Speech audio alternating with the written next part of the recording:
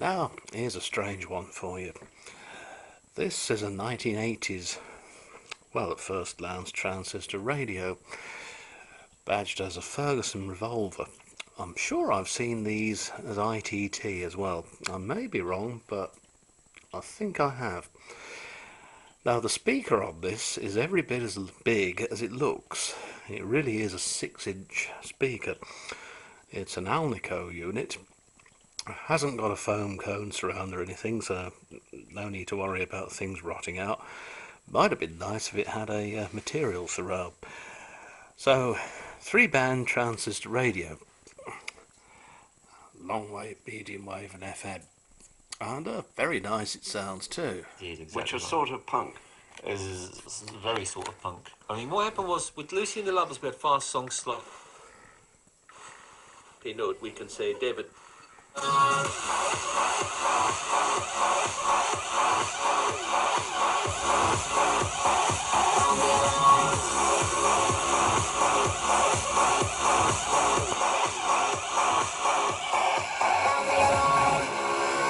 Second of 6 new entries this week, number 34, Nicki Minaj and Pound the Alarm. Right, we asked you for your 3-word reviews on our text system, 811.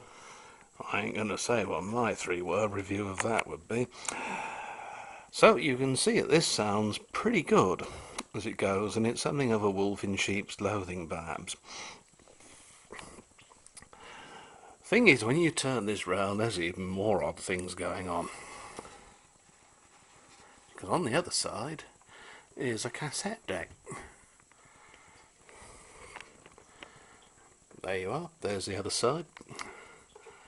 And if you open this up, in what appears to be a speaker grill, the bottom of there's room for 8 HP11 batteries, and it dates this piece of kit because it's actually got 8 times HP11 batteries written underneath it on the power supply label.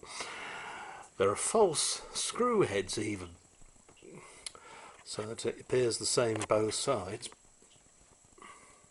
You can see what I mean?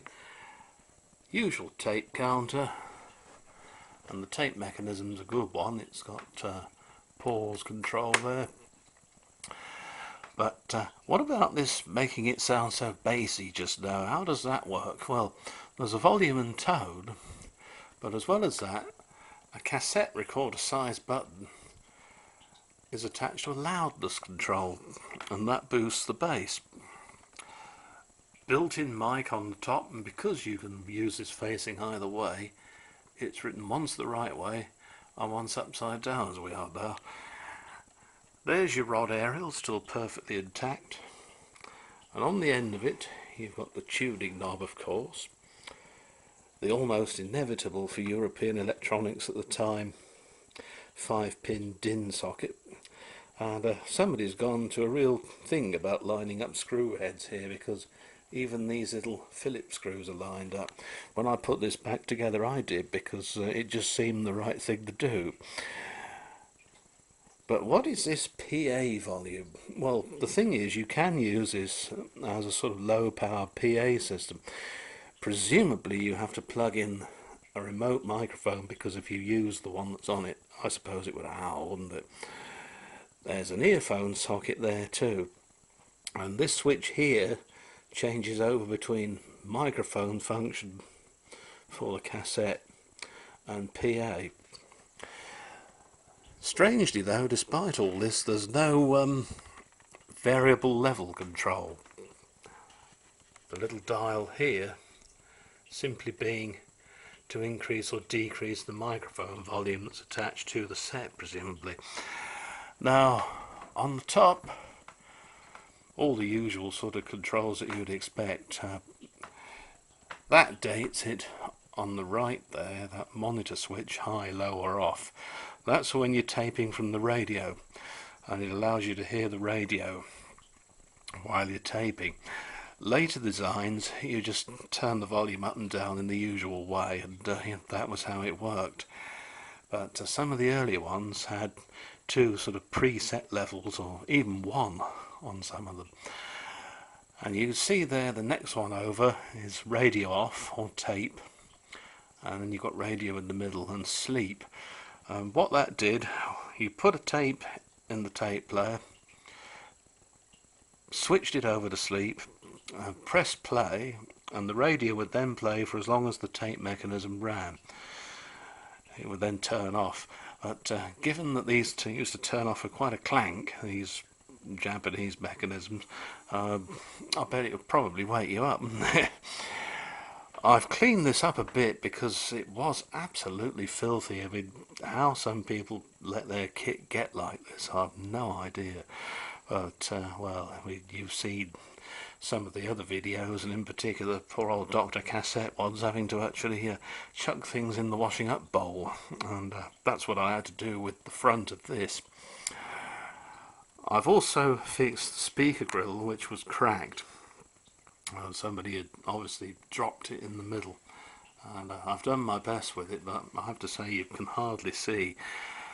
Sadly, a lot of the chroming is wearing off, and I might be able to do something with it. I have got some pretty high quality chrome light paint that might just make it look better.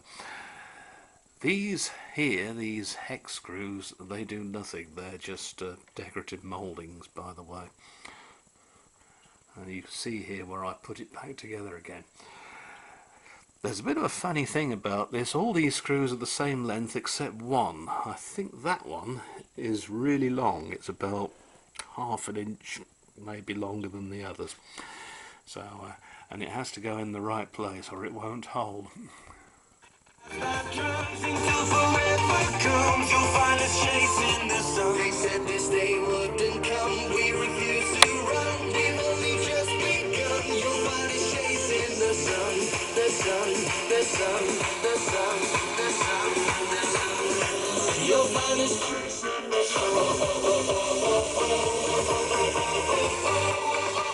See, that's the loudness off.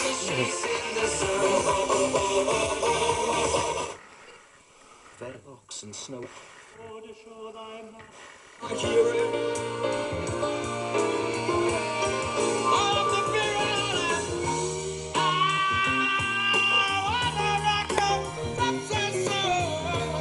And give you some idea of where the volume is. This is quite loud as it is.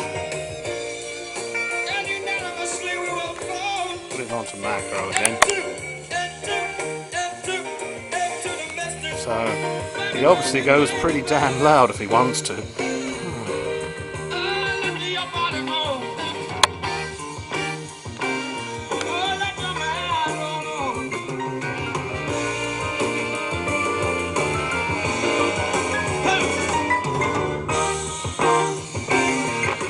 Yeah, it's certainly loud enough to actually feel the vibration in front of the speaker. Now I think there was probably a fabric strap attached around here, because these fittings are present both sides of it, but they've disappeared. Well, the strap's gone anyway. Just move on to the tape and see if we can get anything to happen here. I think this thing actually works as it ought.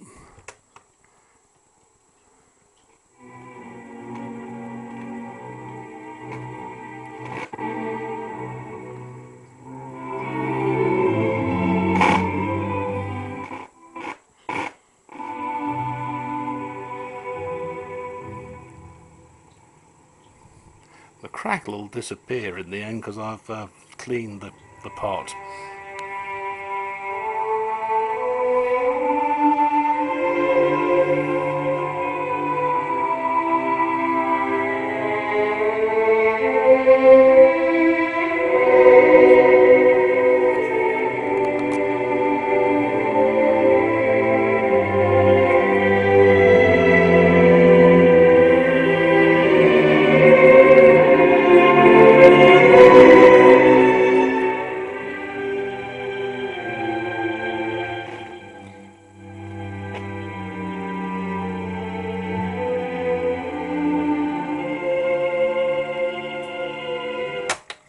That big old speaker certainly producing a nice mellow sound, isn't it? Along with the loudness circuit. So yeah, full marks to Ferguson for making this. It was actually made in Korea, by the way. I don't know what happened to the remote microphone for it, I'm sure, but one of those things that just gets lost along the way. So, yeah, not everything that comes out of the Far East, well, was rubbish. The same is true now. You do get the odd diamond in a sea of turds, shall I say, but mostly it's crap, isn't it? Yeah, be honest, yes. Shit, crap. Okay, see you again soon.